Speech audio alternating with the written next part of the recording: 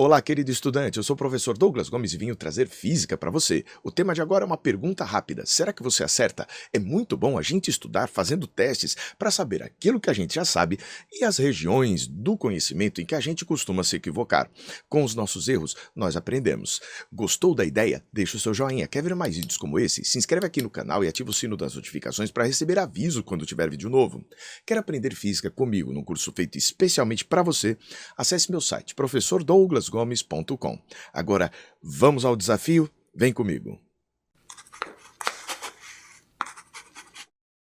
Observe aqui a figura com uma caixa e uma pessoa puxando esta caixa sobre um plano horizontal. Diz aqui o enunciado que para manter a caixa em movimento retilíneo, com velocidade constante, sobre o piso horizontal, é preciso puxá-la com uma força constante, paralela ao piso. Com relação às forças que estão atuando na caixa, opção A, apenas a força de puxada que a gente está fazendo atua na caixa. Opção B, apenas a força de puxada e o peso atuam na caixa. Opção C, a força de reação, a força de puxada, também atua na caixa. Ou opção D, a força de atrito atuando na caixa tem a mesma intensidade desta força de puxada. Ou opção E, a força de atrito atuando na caixa tem menor intensidade do que a força de puxada, e assim ela mantém o movimento. Douglas, e aí? Pense um pouco, eu vou dar um tempinho para você colocar as ideias na cabeça e me dar a resposta. Vamos lá!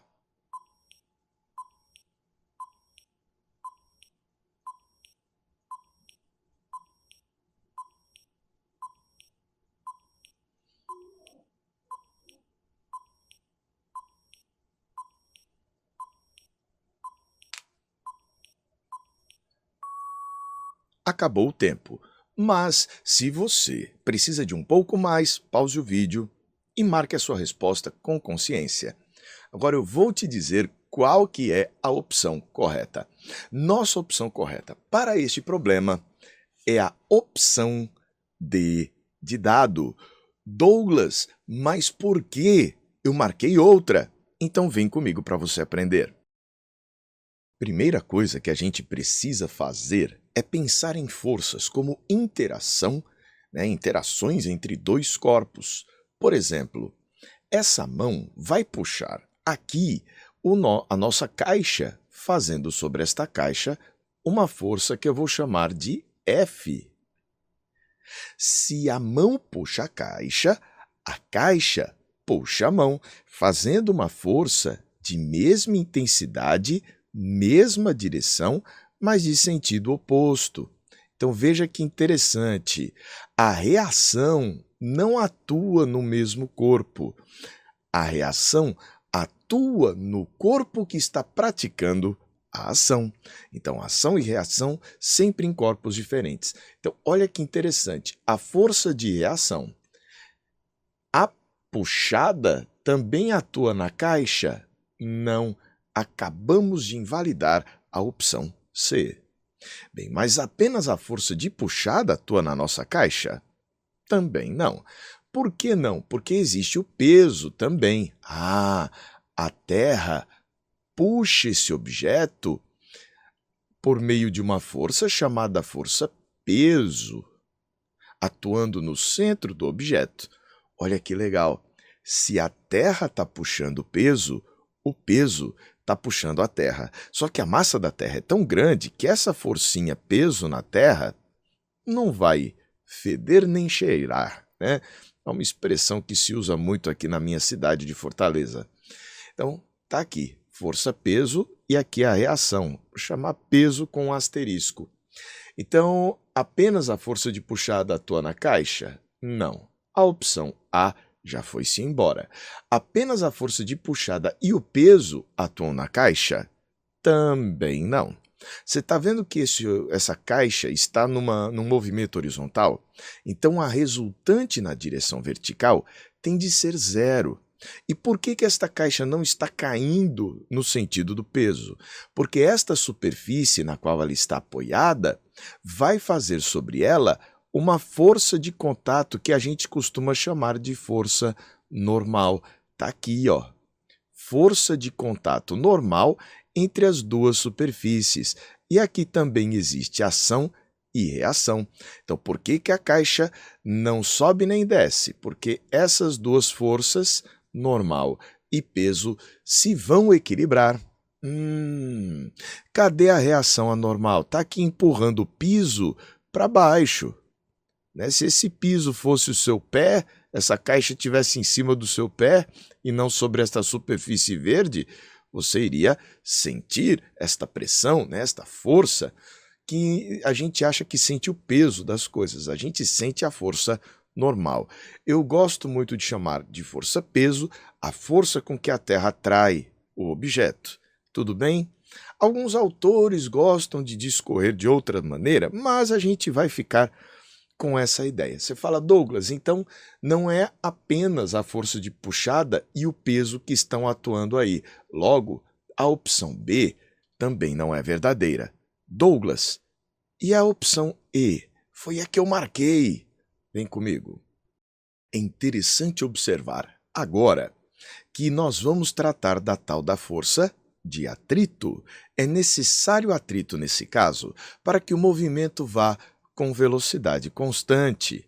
Douglas, mas por quê? Bem, esta caixa está deslizando para a direita.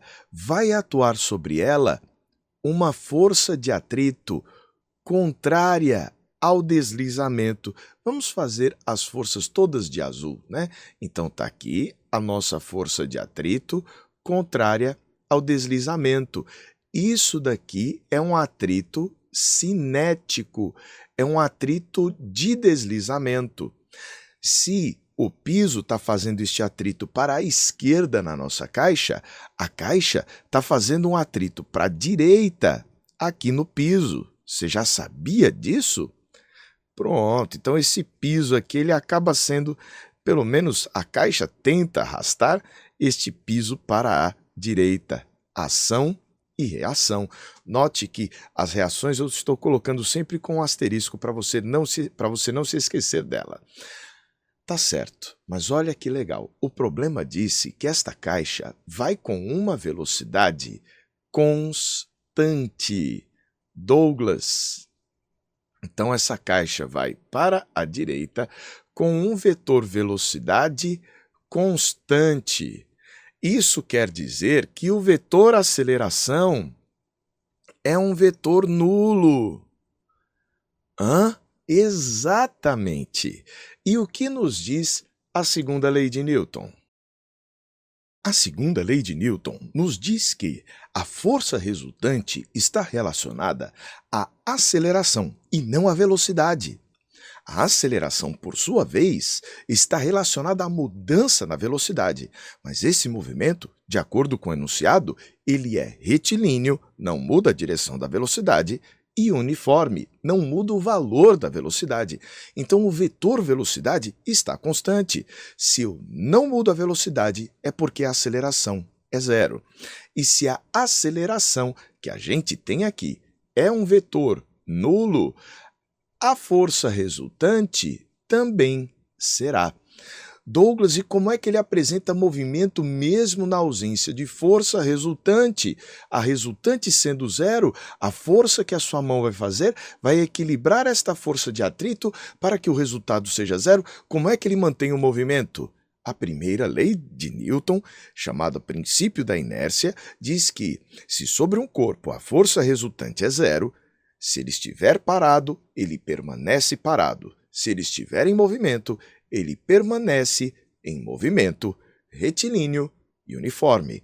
E como esse objeto está permanecendo em movimento retilíneo e uniforme, isso quer dizer que a força resultante é zero e a continuidade do movimento vai se dever ao princípio da inércia. Tudo que já está em movimento tende a permanecer em movimento retilíneo com velocidade constante. Por isso, o atrito não pode ser menor. Não pode ter intensidade menor do que a força de puxada. Tem de ser igualzinho para que a resultante dê zero e o movimento siga com velocidade constante. Não é fácil a gente colocar isso na cabeça, mas você quer aprender física comigo? Dê o seu joinha e ative as notificações se inscrevendo aqui no canal. Quer um curso feito especialmente para você sobre toda a física na minha plataforma? Acesse meu site professordouglasgomes.com. Um forte abraço e até a próxima, a gente se vê.